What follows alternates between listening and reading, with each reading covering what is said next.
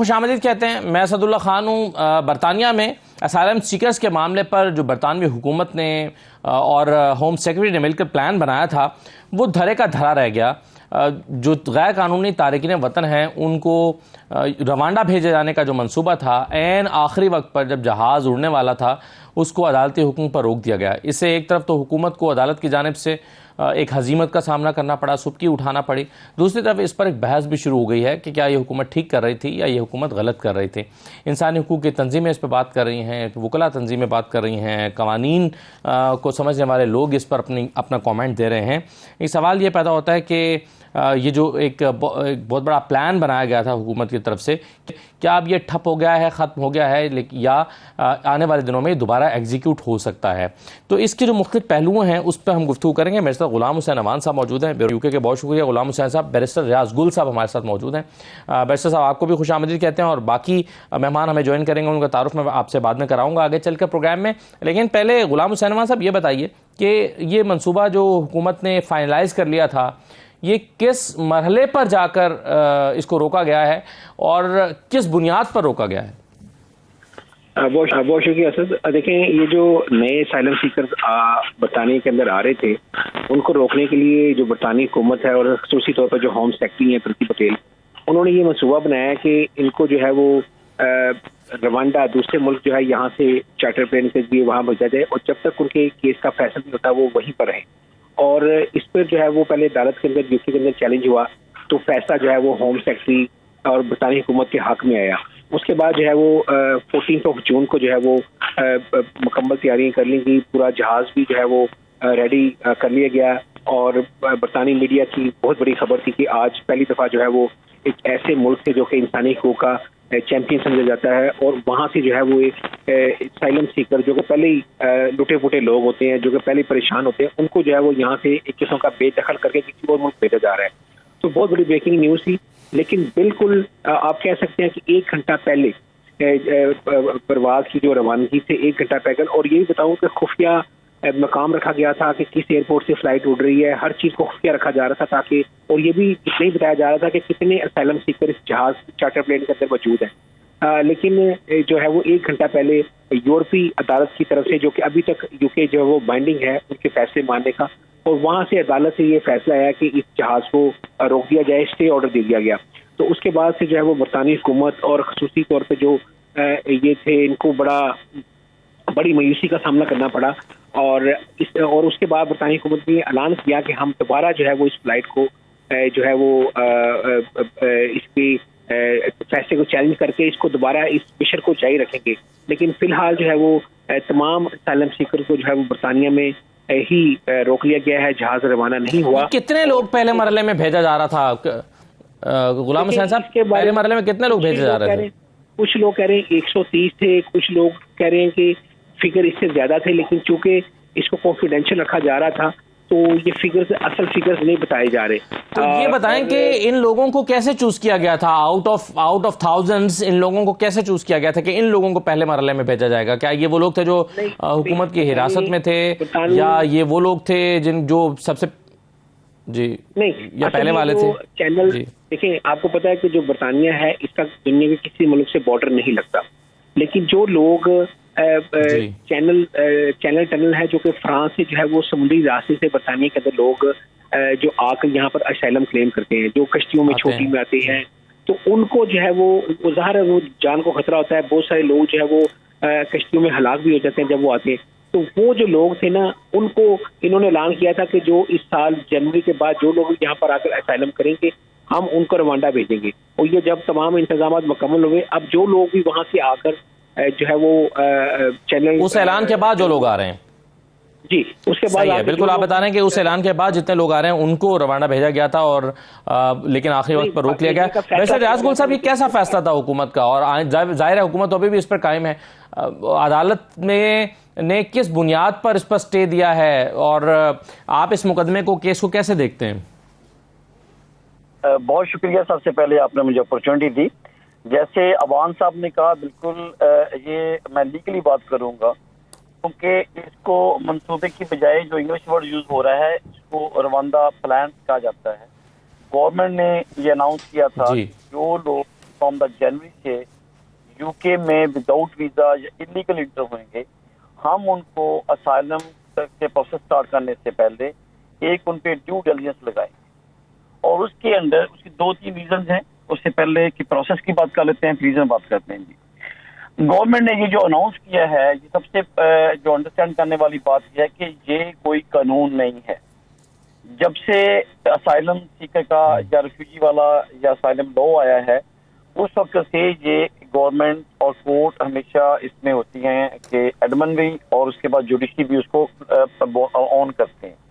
लेकिन ये लॉ नहीं है, क्योंकि ये होम सेक्रेटरी जो प्रीति पटेल है, उसने अपनी जो मिनिस्ट्रियल डायरेक्शन के तहत एक ऑर्डर जारी किया और उसके ऊपर उनकी पॉलिसी ये थी कि गवर्नमेंट को बहुत ज्यादा कॉस्ट आ रही है, which is they are I think make report के 4.7 मिलियन दे आर स्पेंडिंग पर ईच डे।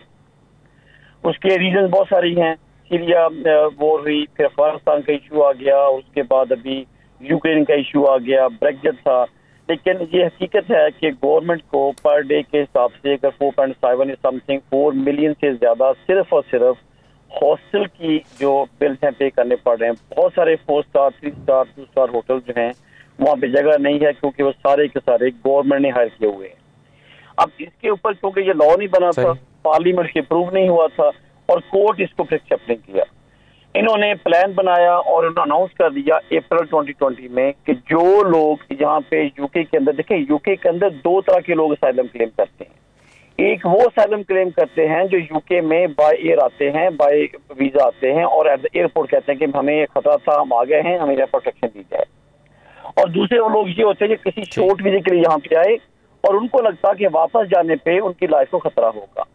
अब इन दोनों कैटेगरीज को तो अभी भी यूके के अंदर कंसिडर हुएंगे, लेकिन वो जो कहते हैं कि जो लोग ये बाय बोट से या इलीगल से या अनफॉर्चुनेटली किसी भी सोर्स के जरिए वो यहाँ इंटर हो गए हैं, उन लोगों को जिनकी एंट्री लीगल नहीं है उनको यहाँ पे हम इंटरव्यू प्रोसेस में नहीं डालेंगे।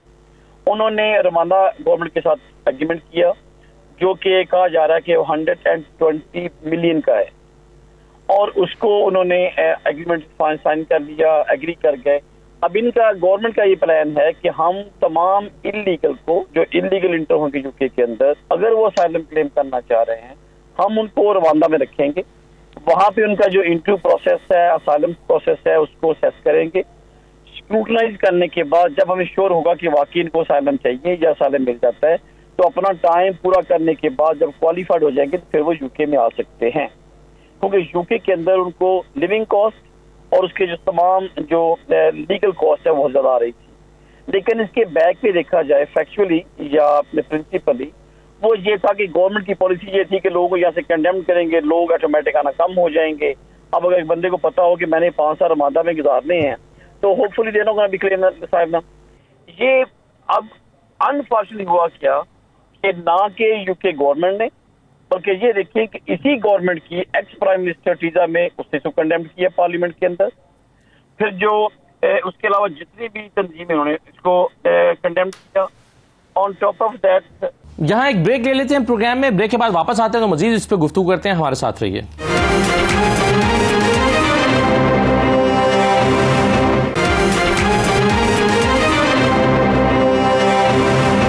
प्रोग्राम में आपको एक बार फिर खुशामदीद कहते हैं। नाम राना साहब, आप इस गवर्नमेंट की पॉलिसी को किस तरह से देख रहे हैं सर, और ये जो इसको रोका गया है इसके कानूनी पहलुओं पर आपकी नजर किस तरह से आप इसको देखते हैं? देखिए ऐसा साहब, मेरे ख्याल से हर वो शख्स जो ह्यूमन राइट्स में और कानून की इम्प्लीमेंटेशन पे यकीन रखता है वो इसे कंडेम ही करेगा। ये एक पॉलिटिकल डिसीजन है और ये उसी सोच का मजर है, वो सोच जो ये समझती है कि जो लोग यहाँ पर आते हैं अपनी जान के खतरे की पेश नज़र या दीगर वजूहात की बिना पे वो यहाँ आके इस एक मखसूस नस्ल की बर्तरी को जो है वो ख़तरे में डालते हैं और यहाँ पे आके वो बाकी लोगों के लिए जो मौके हैं उनको कम करते हैं। यानी वो तमाम तर मिथ्स जिन्हें पॉलिटिकली यूज़ किया जाता रहा है माजी में, उन्हीं का मज़र है ये कानून। और मेरे ख्याल से एक ऐसी पार्टी जिसका माजी नस्ल परस्ती और नस्ल परस्त रहनुमाओं से वाबस्ता रहा है, उसकी तरफ से एक ऐसा कानून आना कोई इतने अचंभे की बात भी नहीं है। मुझे हैरानी है कि यकसर नज़रअंदाज कर दिया गया इस बात को कि जो भी शख्स अपनी जान बचाकर आपके मुल्क तक पहुंचा है वो दरअसल आपके उन मुआहिदों के मुताबिक आप उसको ज़ामिन है उसे हिफाजती इक़दाम देने के लिए और उसकी तमाम तर सहूलियात देने के लिए जो इंटरनेशनल कम्युनिटी ने साइन किए थे और यूके उनके अव्वलीन सिग्नेटरीज में शामिल है।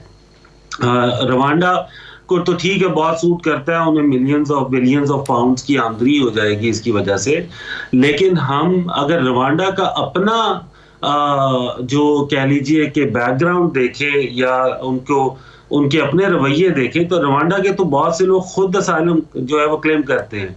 तो क्या गवर्नमेंट ऑफ रवांडा के जुल्म सितम से बच के जो लोग असाइलम क्लेम करेंगे उन्हें भी रवांडा ही की गवर्नमेंट के हवाले कर दिया जाएगा कि उनका ख्याल रखे? तो ये पॉसिबल कैसे हो सकता है? दूसरे नंबर के ऊपर ऑलरेडी मेरे ख्याल से मेरे दोस्त, अगर मैं गलत नहीं हूँ तो मेरे आपके पैनल पे हसन साहब भी हैं, अवान साहब भी हैं और वो बड़े वेल एजुकेटेड हैं इन मामलात में दोनों।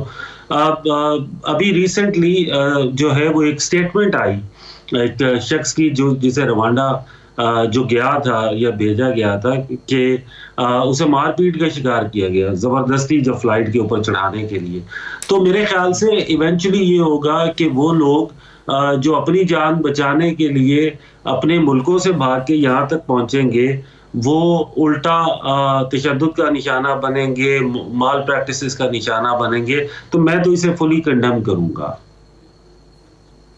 ये अपनी जिम्मेदारी से फरार है। बिल्कुल सही है जी, सही है। तो सर इसमें क्या सॉलिसिटर इनाम राना साहब ये बताइए कि जो मुआहिदा था उसकी तफसीलात क्या हमें मालूम है कि हुकूमत बरतानिया का हुकूमत रवांडा के साथ क्या मुआहिदा था और क्या रवांडा जो है वो वहाँ पर इंसानी हुकूक की गारंटी दे रहा था या दे सकता था या उस पर इम्प्लीमेंट कर सकता है?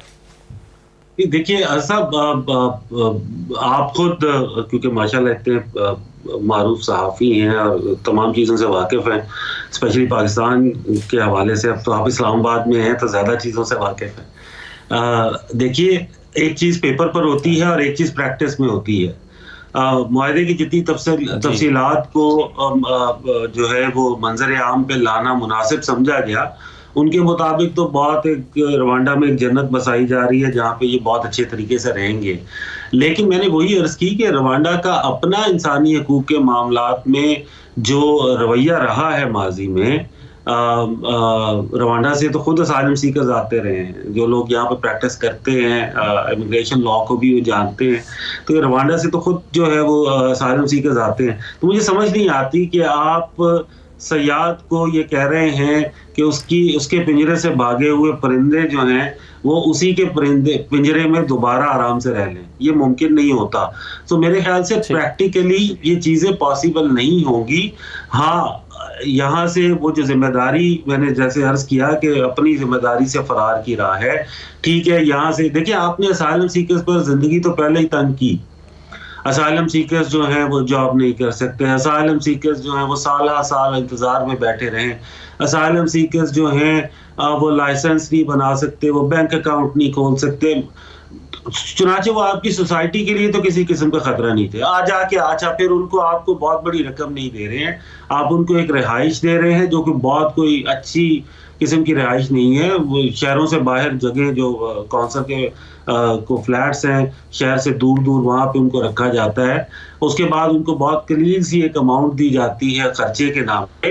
तो ये इतना भी कोई बड़ा बर्डन मेरे ख्याल से स्टेट के ऊपर नहीं था कि कहा जाए कि जिससे जान बचाने के लिए ऐसा कदम बहुत ज़रूरी था।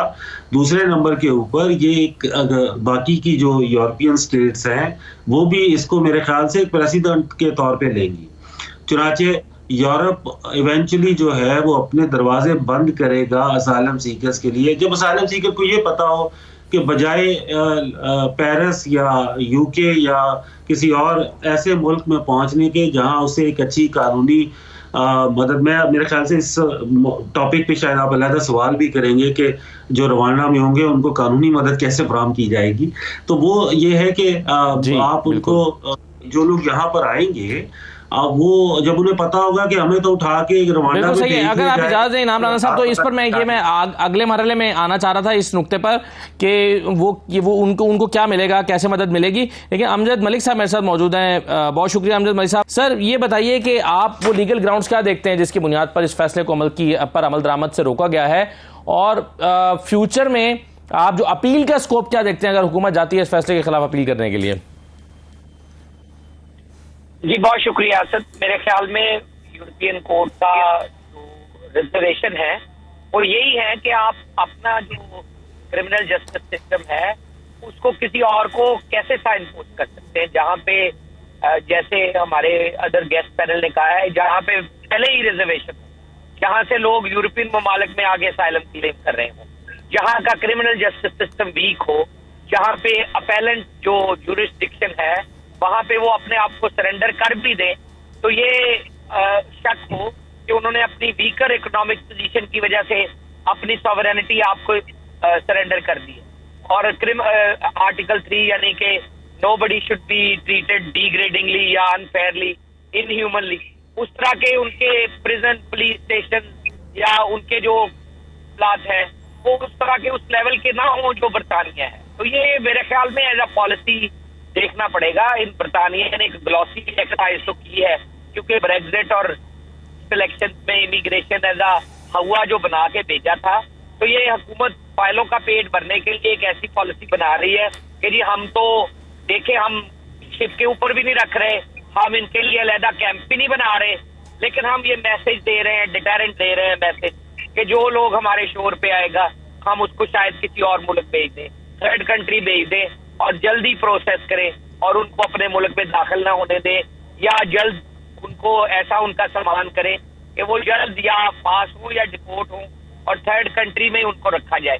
ये एज अ डिटरेंट पॉलिसी के तौर पे तो समझ आता है, लेकिन प्रैक्टिकली अगर आप यूएन का जो हमारा जिनीवा कन्वेंशन की दस्तखती होने के हवाले से जो हमारी जिम्मेदारियां हैं वो अदा होती नजर नहीं आती। जो कन्वेंशन के जरिए हमारी जिम्मेदारी है कि लोगों को अपने पोर्ट के ऊपर रजिस्टर करें, फिंगरप्रिंट करें, फोटोग्राफ लें, उनका इंटरव्यू करें, उनके एविडेंस और शवाहिद को प्रोसेस करें अच्छे तरीके से, और ये देखें कि क्या उसको रेस, रिलीजन, नेशनैलिटी, कलर की वजह से अपने मुल्कों में प्रोसिक्यूशन का सामना है, परसिक्यूशन का या नहीं। अगर परसिक्यूशन हो रही है तो उसके ऊपर क्या अवेलेबल सफिशिएंट प्रोटेक्शन या क्रिमिनल जस्टिस सिस्टम के तहत रेमेडी अवेलेबल है या नहीं है। तो ये प्रोसेस जो है मेरे ख्याल में उससे हम लगेगा नहीं कि हम कंप्लायंस कर रहे हैं, और third country processing asylum Sikar ये चलेगा नहीं, ये सौदा बिकेगा नहीं ज्यादा। जी बिल्कुल सही है। गुफ्तगू का सिलसिला जारी है, एक ब्रेक लेते हैं, प्रोग्राम में ब्रेक के बाद वापस आते हैं।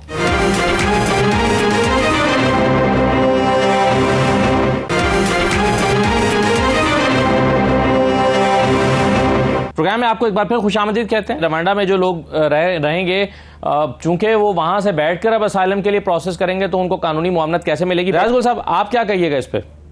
जो अभी दोस्तों ने बात की है बाकी पैनल्स ने, देखिए दो चीजें हमें अंडरस्टैंड करनी होंगी। ये नंबर 1 कि ये पॉलिसी नहीं है। पॉलिसी तब बनेगी जब गवर्नमेंट या जो भी एडमिन है वो एक प्रपोजल को लेके पार्लियामेंट से पास करवाएंगे और उसके बाद ये पॉलिसी बनेगी। ये एक एग्रीमेंट है और इसको जो यहाँ पे लफ्ज़ यूज किया जा रहा है वो किया जा रहा है, रवांडा प्लान कहा जा रहा है। ये एग्रीमेंट है बिटवीन द टू गवर्नमेंट्स। इसी वजह से नंबर 1 के जितने भी लीडर्स हैं वो पॉलिटिकली हों, उन्होंने कंडेम किया है।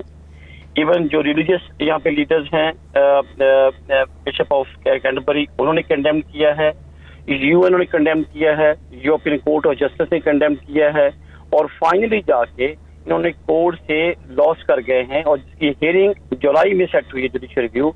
लिहाजा अगर ये लीगली अप्रूव होता तो फिर ये तमाम लोग या कोर्ट इसको कंडेम नहीं करते। ये प्लान था, एग्रीमेंट था, उसको कंडेम्ड हुआ है। अब अगर उन्हें इस पॉलिसी को बनाना होगा, पहले पॉलिसी बना के उसके बाद पार्लियामेंट से अप्रूव करवाएंगे, और ये लीगली पॉसिबल नहीं है। जो बाकी पैनल्स ने कहा कि हमें बाद में बात करेंगे कि रवांडा में इनके साथ सलूक क्या होगा, सबसे पहले हमें यूके के लॉ को देखना पड़ेगा कि क्या ये अपने जुडिशियल सिस्टम को किसी और कंट्री के अंदर हैंड ओवर करेंगे? क्या वो डिसाइड करेंगे उस कंट्री में बैठे हुए बंदे या इनके जो वहाँ पे एम्बेसडर होंगे या इनके रिप्रेजेंटेटिव होंगे, क्या वो लीगली हो या लीगल, जो हमें कहते हैं कि वहाँ से लीगल सपोर्ट कैसे मिलेगी असाइलम सीकर्स को? ये बात तब डिस्कस होएगी जब यहाँ से पॉलिसी बनने के बाद लीगली यहाँ से रिपोर्ट किया जाएगा। ये देखिए कि आपको शायद नॉलेज हो कि ये फ्लाइट में लोगों को उन्होंने लोड कर लिया था, अब अपलोड हो गए थे, उसके बाद with in I think half an hour या 1 आवर ये रनवे के ऊपर से उन्होंने जब कोर्ट का डिसीजन आया तब उन्होंने डीलोडिंग किया गया सारे जहाज को। इसलिए पहले ये भी जो डिस्कशन हो रही है कि इनका यहाँ से बंदों को वहाँ पे भेजना रमांडा में और वहाँ पे तमाम प्रोसेस को कैरी ऑन करना असाइलम को। सर ये कोर्ट का जो डिसीजन था, ये मैं लीगली समझना चाह रहा था कि कोर्ट का डिसीजन जो है वो किस बुनियाद पर है और क्यों वो समझती है, कोर्ट समझती है कि ये इम्प्लीमेंट नहीं होना चाहिए था, और फिर गवर्नमेंट अपील में जाएगी। मैं अभी अमजद मलिक साहब से भी यही जान रहा था कि अगर गवर्नमेंट इसकी अपील में जाती है तो क्या आर्गूमेंट्स दिए जाएंगे और उसका स्कोप आपको क्या नजर आता है? देखिए मेरे भाई, जो दोनों पैनल अमजद साहब ने भी, जो बाकी इनामुल्लाह साहब ने भी और बाकी दोस्त भी कह रहे हैं, हम बात यही कर रहे हैं कि ये पार्लियामेंट से प्रूव नहीं है। अगर पार्लियामेंट से अप्रूव नहीं है तो कोर्ट इसको कभी भी सपोर्ट नहीं करेगा, बैकअप नहीं देगा। और कोर्ट का भी और जो भी इस बात के अंदर एप्लीकेंट जा रहे हैं या इसको केस को लेके जा रहे हैं, उनका एक ही मोटिव है कि अपने यूके के जुडिशियल सिस्टम को किसी और कंट्री के हैंड ओवर ना करें, आप यहाँ पे डिसीजन लें। लेकिन गवर्नमेंट की जो पॉलिसी है, सॉरी उनका जो क्लेम है, वो ये कहते हैं कि हम उन जो लोगों को यहाँ से रमादा भेजेंगे जो यूके के अंदर इलीगल एंटर हो रहे हैं। ये दो हमें देखना पड़ेगा कि दोनों चीजों में डिवीजन करनी पड़ेगी। वो कहते हैं असाइलम जो लोग लीगल यूके में आ रहे हैं और असाइलम क्लेम कर रहे हैं एट द पोर्ट और या किसी भी पोर्ट के ऊपर या यूके के अंदर, उनको हम यूके के अंदर डिसाइड करेंगे। लेकिन जो इलीगल एंट्रेंस होगी उसको वहां पे हम डिसाइड करेंगे। लेकिन हम ये कहते हैं एज ए लोग, स्टूडेंट सारे लोग या पैनल जो हमारे रिस्पेक्टेड ऑनर बैठे हैं, हम ये कहते हैं रिगार्डलेस वो जैसे भी यूके में इंटर हो गया, वन से claim the asylum should be decide in the UK, not Ramada. अब सेकंड पार्ट आएगा कि गवर्नमेंट की पॉलिसी क्या जा रही है। गवर्नमेंट ये कहती है कि they are spending more than 4.5 million in 1 day for the hotel का या हॉस्टल का, और टोटल जो रमादा गवर्नमेंट से एग्रीमेंट हुआ है वो 120 मिलियन का हुआ है। वो कहते हैं हमारे पास बजट नहीं है। लेकिन अनफॉर्चुनेटली अगर वहां जाके सारा प्रोसेस होएगा तो मेरे ख्याल में अनफॉर्चुनेटली ये भी लोगों के साथ ज्यादती होएगी और ये कानून के साथ भी। और फिर इसके बाद तमाम लोगों ने जो सारे कंडेम कर रहे हैं और रिगार्डलेस किसी भी प्रोफेशन से हैं, इस बात को स्ट्रांगली कंडेम कर रहे हैं कि प्लीज जुडिशियल रिव्यू को, कि जब तक डिसीजन नहीं आता और इसके बाद भी जब तक ये पार्लियामेंट से अप्रूव नहीं होता, तमाम केसेस को यूके के अंदर डिसाइड किया जाए और ताकि लोगों को प्रॉपर इंसाफ मिल सके। सही है, ठीक है। इनाम राना साहब, आप बताइए कि ये लोग रवांडा में बैठकर अगर चले जाते हैं या जा चुके होते तो कैसे लीगल असिस्टेंस लेते असाइलम लेने के लिए यूके में? सर, मैं बैरिस्टर साहब ने जो फरमाया, मेरे ख्याल से मैं इसमें अपना पॉइंट ऑफ व्यू उस बात पे देना चाहूँगा। और हमारे उस्ताद और बड़े सीनियर बैरिस्टर अमजद मलिक साहब यहाँ मौजूद हैं। I think he can correct me as well if I am wrong. देखिए, यहाँ पे एक्ट पास नहीं होना है जिसे आप पार्लियामेंट में लेके जाएंगे और पार्लियामेंट कोई एक्ट पास करेगी। Government already has taken a decision, so policy is already there, वो तो इम्प्लीमेंट करने जा रहे हैं जी। इसे पार्लियामेंट में ले जाना नहीं था। उन्होंने कोई एक्ट, यानी कि एक्ट नहीं पास करना था। उन्होंने एक एग्रीमेंट किया, पॉलिसी बन गई, उन्होंने उसको इम्प्लीमेंट कर दिया। उसके ऊपर जाहिर है कि जब उसको जुडिशियली रिव्यू किया गया कोर्ट के अंदर, तो कोर्ट ने एक ऑर्डर दिया है। वो कितना सा सस्टेन करेगा, दैट इज अनदर क्वेश्चन, क्योंकि ये हमारे पास एग्जाम्पल्स मौजूद हैं कि जब सरकार जो है वो तुल जाती है किसी बात पे, तो फिर बाज़-औक़ात कोर्ट्स के डिसीजन भी बड़े जो है वो अच्छे आने लग पड़ते हैं। देखिए, मैं आपसे ये अर्ज करूं, तमाम दोस्त बड़े पढ़े लिखे हैं। यहाँ पर एक गेटो सिस्टम चले थे जर्मनी के अंदर, जहाँ पे फाइनल सोल्यूशन एक कौम के अगेंस्ट डिसाइड किया गया था। ये एक मॉडर्न गेटो सिस्टम जनरेट किया जा रहा है, क्रिएट किया जा रहा है। हाँ, क्योंकि अब जमाना मॉडर्न हो गया है तो उसको आउटसोर्स भी किया गया है, यानी कि अब विद इन कंट्री गेटू बनाने के बजाय आपने रवांडा में गेटू बना दिया कि वहां पे जाके उस गेटू के अंदर एक मखसूस जो है वो जो भी असाइलम सीकर यहाँ जिसे आप कह रहे हैं इलीगली आ गया है वहीं पे बिठा दो। यस, गेटू के अंदर भी डॉक्टर होते थे, गेटू के अंदर भी वकील होते थे, गेटू के अंदर भी सहूलियात के नाम पे बहुत कुछ होता था, लेकिन वो गेटू होते थे। सो अभी रवांडा में भी यही सिलसिला चलाने की कोशिश की जा रही है। देखिए पर्पस क्या है, अब जैसे बैरिस्टर अभी फरमा रहे थे कि लीगल जो है वो यहीं पर डिसाइड होंगे और इलीगल बाहर। पर्पस ये है कि आप लीगल वीजा लेने को इतना मुश्किल करते जा रहे हैं, किसी भी वीजे को स्कीम्स खत्म करते जा रहे हैं कि लोग आने ही ना पाए, और बहुत कम नंबर पे सिर्फ वो आए या आने पाए जो आपकी सोसाइटी के लिए बहुत मुफीद है। जो वैसे नहीं आ पाएगा वो तो फिर दूसरे तरीकों से आएगा ना। अब बात यह है कि जिसकी जान को खतरा है, स्टेट परसिक्यूट कर रही है, या रिलीजन की बेस के ऊपर वो वहां पे परसिक्यूट हो रहा है या प्रोसिक्यूट हो रहा है स्टेट के हाथों, मुझे बताइए वो बंदा लीगली वीजा लेके यहाँ पे आएगा कैसे? जाहिर है वो दीगर तरीकों से यहाँ पर आएगा। अब वो जब यहाँ पर पहुंच ही गया बेचारा, तो आपने उसे उठा के रवांडा भेज दिया कि अच्छा वहां बैठो, हम तुम्हारा वहां पे इंतजार करो और जो है वो हम डिसाइड करेंगे। अब जो आपका क्वेश्चन था, मैं अमजद मलिक साहब से, हमारे उस्ताद हैं, मैं उनसे रिक्वेस्ट करूंगा कि इस बात पे जरूर करेक्ट फरमा दीजिएगा मुझे अगर मैंने गलती की है कि ये एक्ट ऑफ पार्लियामेंट नहीं पास होना, पॉलिसी ऑलरेडी बन चुकी है। अब दूसरे नंबर पे जो आपका क्वेश्चन था, मैं अर्ज करता हूं, देखिए आपका लीगल एड सिस्टम मौजूद है जो वहां पे यूज किया जाएगा, ठीक है। बड़ी बड़ी कुछ लॉ फर्म्स होंगी जिन्हें जो है वो आपका कॉन्ट्रैक्ट मिलेगा कि जी रवांडा के अंदर मौजूद जो असाइलम सीकर्स हैं उनके केसेस करने का लीगल एड का कॉन्ट्रैक्ट मिलियंस ऑफ पाउंड्स का मिल जाएगा बड़ी बड़ी कुछ फर्म्स को। लेकिन आपका वही लीगल एड सिस्टम इस मुल्क के अंदर प्रॉपर असिस्टेंस प्रोवाइड करने में नाकाम रहा है। वही लीगल एड सिस्टम विन नहीं कर सका लोगों के एतमाद को। जो असाइलम सीकर्स आते हैं उनकी जुबान के मसाइल होते हैं, उनके ट्रस्ट के मसाइल होते हैं। फिर हमने देखा कि बहुत ज्यादा ये केसेस, ये शिकायत आई कि लीगल एड सिस्टम के ऊपर उन्हें प्रॉपर अटेंशन नहीं दी जाती है या दीगर मामले होते हैं। वहां पर मौजूद कुछ आपकी लॉ फर्म्स जो हैं, बड़ी बड़ी जो बड़े बड़े ठेके लेंगी आपकी लीगल एड के, वो वहां पे उनको खाना पूरी करते जा रहे होंगे, लीगल एड के नाम पे फराहम कर रहे होंगे असाइलम सपोर्ट। फिर आपकी कोर्ट जो है वो जैसे ही देखिए यहाँ पर अगर किसी का असाइलम रिफ्यूज होता है तो वो अपील में जाता है, वो फर्दर अपील में जाता है। अच्छा, फिर उसको और कुछ नहीं होता, उसकी डिस्क्रिशन या ह्यूमन राइट्स की कोई एप्लीकेशन पड़ जाती है। वो अगर इस मुल्क में होता है, हो सकता है कोई और वीजा कैटेगरी के अंदर, जैसे बहुत से असाइलम सीकर्स ऐसे हमारे इल्म में है कि वो होते हैं यहाँ पे रहते हुए बाजुकात जो है वो किसी यूरोपियन या ब्रिटिश से उनकी शादी हो जाती है तो वो वीजा कैटेगरी में स्विच कर लेते हैं, या किसी और असाइलम सीकर जिसको मिल चुका होता है उससे उसके फैमिली मेंबर के तौर पे उनकी कोई बन जाता है। वो बहुत बड़ा नंबर नहीं, लेकिन कुछ लोगों को दीगर मौके मिलते हैं। सो आपने उन तमाम मौके से उन असाइलम सीकर्स को महरूम कर देना है। फिर आपने उनको उनकी चॉइस की लीगल असिस्टेंस से महरूम कर देना है जो इस मुल्क में रहते हुए उनको मिलती थी। सो वो उस गेटू के अंदर मौजूद होंगे, उस गेटू के अंदर आपके फराहम किए हुए लॉयर्स उनको लीगल एड फराहम करेंगे, और आपका जुडिशियल सिस्टम जो पता नहीं कैसे काम करेगा, वीडियो लिंक से काम करेगा या कैसे काम करेगा, वो भी तफसीलात आएंगी। तो वो आपके फराहम करता जुडिशियल सिस्टम उनको जो है वो फटाफट फौरी इंसाफ फराहम करेगा और वहीं से वो अपने मुल्कों को वापस भेज दिए जाएंगे। और मेरे लिए सबसे इंटरेस्टिंग केसेस वो होंगे जिसमें रवांडा ही का कोई बंदा असाइलम सीकर होगा, रवांडा ही की गेटू के अंदर उसको रखा जाएगा और फिर उसे इंसाफ भी फराहम किया जाएगा।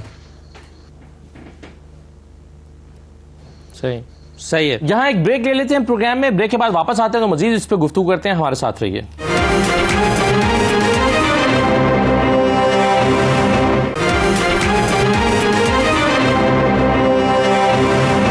प्रोग्राम में आपको एक बार फिर खुशामदीद कहते हैं। बैरिस्टर अमजद मलिक साहब, सर एक तो वो पॉइंट वाजे कर दीजिए, इस पर इनाम राना साहब का कहना है कि पार्लियामेंट से पास होना ज़रूरी नहीं है, पॉलिसी बन चुकी है, पार्लियामेंट एक्ट ऑफ पार्लियामेंट पास नहीं होगा। आपकी इस पर राय मुख्तलिफ है क्या? और दूसरा ये है कि जो हम सवाल कर रहे हैं कि रवांडा अब आने वाले दिनों में ये आप इस इम्कानात कितने देखते हैं कि गवर्नमेंट जो है इस पॉलिसी पर इम्प्लीमेंट करते हुए चली जाए रवांडा लेकर लोगों को, और फिर जो वो लोगों को डिस्करेज करना चाहती है कि मजीद लोग ना आए, इस पॉलिसी की वजह से लोग डिस्करेज होना शुरू हो जाएं? जी बहुत शुक्रिया। मेरे ख्याल राम राणा जो है लीगली वो सही बात कर रहे हैं कि इमिग्रेशन एक्ट जो है होम सेक्रेटरी को पावर देता है कि वो कानून बनाए, रूल्स मुरतब करे। उन रूल्स को वो मुरतब करके चला देता है और वो पार्लियामेंट में पेश कर देता है कि मैंने स्टेटमेंट ऑफ चेंजेस के जरिए ये चीजें चेंज की है, the process we are adopting to streamline the asylum seeker. तो ये तक यहाँ तक तो ठीक है। तो और ये रूल जो है जो होम सेक्रेटरी बनाएगा उसको अदालत से स्ट्राइक डाउन किया जा सकता है? वो रूटीन में उसके रूल बनाने के इख्तियार को चैलेंज नहीं किया जाता अदालत में, उस रूल के इम्प्लीमेंटेशन के बाद के असरात के ऊपर चैलेंज किया जाता है। फॉर एग्जाम्पल यहाँ से एक आदमी चला गया, फॉर एग्जाम्पल वो बहुत high profile wanted political prisoner है किसी दुनिया में, वहां रवांडा में उसके साथ प्रिजन में कोई गलत हो जाता है, या वहां पे जो प्रोसेसिंग होती है वहां पे कोई उसकी जान को खतरा हो जाता है, या उसके साथ डिग्रेडिंग सलूक होता है, प्रिजन कंडीशन तो ठीक नहीं है, या जो केस जिस तरह चलाया गया वो ठीक नहीं है, तो वो जज ये देखेगा कि जहां आप भेज रहे हैं उसका जो स्टैंडर्ड ऑफ प्रोसेसिंग है वो हमारे स्टैंडर्ड के बराबर नहीं है, तो वो वहां नहीं भेजेंगे। और इस तरह का मामला आगे हो चुका है। मसलन यूरोपियन कोर्ट स्ट्राइक डाउन कर चुकी है हैंडिंग ओवर टू अमेरिका जो टेररिज्म के तहत लोगों को लेके जाते थे। उन्होंने कहा जी इनका प्रोबेशन का सिस्टम बड़ा लॉन्ग है, यानी सजा आप भुगत लें फिर भी जो प्रोबेशन पे निकाला जाता है वहां पे 80-80 साल की सजाएं हैं। तो वो कहते हैं हम इतना लंबा तो अगर भेज दें और वो एक्यूज इतनी देर लंबा जेलों में रहे तो हम तो ये बुनियादी इंसानी हकूक के खिलाफ वर्जी है। इसी तरह यहाँ के मामला में ग्वांटानामो बे हमारे सामने जमाना जदीद में बहुत अच्छी मिसाल है कि आपने अपने मुल्क से निकाल के लोगों को ग्वांटानामो बे में रखा और अपने मुल्क के कानून को वहां अप्लाई नहीं होने दिया और वहां प्रोसेस किया, वहां पे उनके ट्रायल चलाए, वहां पे उनको सजाएं दी, वहीं रखा इंटर्नशिप की। तो लोगों ने देखा कि पूरी दुनिया में उसके खिलाफ जो है कानूनी राय यही थी कि ये जो आप इंटर्नशिप कर रहे हैं ये सही नहीं है, ये तरीका जो दुनिया के बरवजा इंसानी हकूक है उससे मैल नहीं खाता और ये ज्यादा अरसा नहीं चलेगा। उन्होंने अपना इंतजामी मामला फायदा उठाया लेकिन इन दी एंड उसको बंद करना पड़ा। यहाँ भी यही मामला है, इनके पास स्टाफ शॉर्टेज है, कोविड है, यहाँ पे इनका खर्चा ज्यादा हो रहा है, फिर इनका क्रिमिनल जस्टिस सिस्टम के ऊपर प्रेशर बहुत है, बोझ बहुत है और ये डिटरेंट इस्तेमाल करना चाहते हैं क्योंकि इनके पास इतना प्रेशर है इमिग्रेशन के ऊपर और बैकलॉग इतना है। तो ये लोगों को दिखाना चाहते हैं कि देखें हम प्रो इमिग्रेशन नहीं है, हम लोगों को वेलकम नहीं कर रहे, हम लोगों को किसी और जगह किसी और मुल्क में थर्ड कंट्री में रख के प्रोसेस करके फारिग कर रहे हैं। ये लोगों को जो अपील करने वाली political consideration of this policy है वो चैलेंज हो जाएगी कि आप पॉलिटिकल कंसिडरेशन के तहत लोगों के आम रोजमर्रा के केसेस को कॉम्प्रोमाइज नहीं कर सकते जहां पे लोगों की जिंदगी को खतरा हो, जहां पे लोगों को बैक होम जान का खतरा हो। फॉर एग्जाम्पल कोई ब्लास्फेमियस आदमी है या पॉलिटिकली बहुत बड़ा पॉलिटिकल प्रिजनर है, उसको आप रवांडा हवाले कर दे, वहां उनकी जान को खतरा हो जाए, को मार जाए आके प्रिजन में या डिटेंशन सेंटर में, आसानी से वहां पे कोई मामला हो जाए या कोई ऐसा निकला है रास्ता कि वहां से कोई फरार हो जाए या वहां पे मिल मिला के जो आपका प्रोसेस है वहां पे वो हो जाए। तो वो मेरे ख्याल में ये जजेस को ये देखना पड़ेगा कि आप अपनी जो शिफ्ट कर रहे हैं रिस्पॉन्सिबिलिटी क्या उसके जरिए जो फेयर ट्रायल के जो इंग्रेडिएंट्स है, जो आर्टिकल 3 के किसी को subject to inhuman and degrading treatment नहीं होना चाहिए on behalf of all the article 14 discriminatory जो इंग्रेडिएंट है कि रेस, रिलीजन, नेशनलिटी की वजह से, उसके साथ स्टेटस की वजह से कोई डिस्क्रिमिनेशन ना हो, क्या वो कॉम्प्रोमाइज तो नहीं होंगे? मुझे लगता है कि वो कॉम्प्रोमाइज होंगे। मुझे लगता है कि इनका ये जो इंटर्नशिप है, इनका ये जो लोगों को थर्ड पार्टी में साइन पोस्ट करना है अपनी जिम्मेदारी, शिफ्टिंग द रिस्पॉन्सिबिलिटी, ये चलेगा नहीं, ये कोर्ट मानेंगे नहीं। वो कहेंगे कि जी आप प्रोसेस करें, ये यूएनओ का मैंडेट है, आप यूएन के चार्टर के तहत सिग्नेटरी हैं, ये आपकी जिम्मेदारी है। आप लोगों के घरों में घुस के फॉरेन पॉलिसी कंसिडरेशन के तहत जंगे बर्पा करते हैं, उसके एज अ रिजल्ट कोटा भी नहीं, लोग आपके शोर पे आते हैं, आप उनको प्रोसेस करने के जिम्मेदार हैं, आपने ये फीस तय किया हुआ है, आपने साइन किए हुए। अब आप ये जो आपको उनको डॉक्यूमेंट देना, उनको खाना पीना देना, फूड वाउचर देना, हेल्थ एजुकेशन देना और उसको क्विकली प्रोसेस करना, ये आपकी जिम्मेदारी है। यहाँ तो कहीं नहीं लिखा कि क्विकली प्रोसेस करने वाला निजाम भी आप जो है जी अपना उठा के किसी और मुल्क को दे दें, ये तो कहीं नहीं लिखा। वो ये मेरा ख्याल है ये मानेंगे नहीं हाई कोर्ट के जजेस, और वो ये कहेंगे कि आप इनिशियल प्रोसेस यहाँ करें, अपील प्रोसेस के तहत आप आगे देखें कि आया इज इट सेफ और ये अनसेफ, कैसे पुराना सेफ तब्दील। तो मेरे ख्याल में ये बड़ा वीकर गवर्नमेंट का आर्ग्यूमेंट है, लेकिन वो उनके लिए पॉलिटिकल कंसिडरेशन पूरी हो जाएंगी कि जी हमने तो कोशिश की थी इन लोगों को बाहर निकालने। ठीक है, राइट सर, बहुत शुक्रिया मलिक साहब, सोलिसिटर इनाम राना साहब, बैरिस्टर राजगुल साहब प्रोग्राम में शिरकत करने के लिए। इजाज़त दीजिए, अल्लाह हाफिज़।